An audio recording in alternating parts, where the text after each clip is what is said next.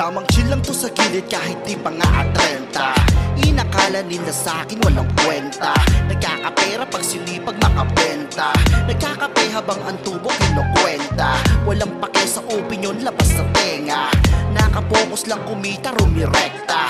Pagod pawis ang puhunan sa eksena. Pumaparehas ng makawala sa selda.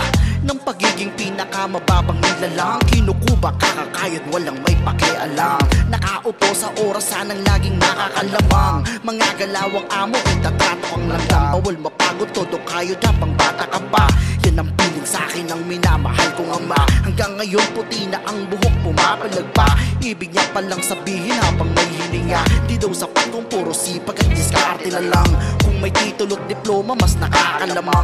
Kasamata ng mahihilig mamuna ng ilan. At ang mga minana lang ang kayang ipagyabang. Kaya tuloy lang lumagari, huwag kang papalamang. Pag sumikap at punan kung anong kakulangan.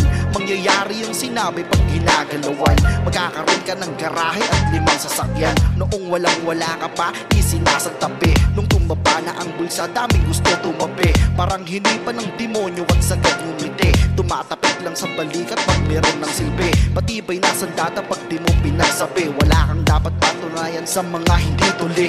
Panatag ang loob mo pagka may di makati. Wala nang gamit na pitahan, nakagoma na kasi.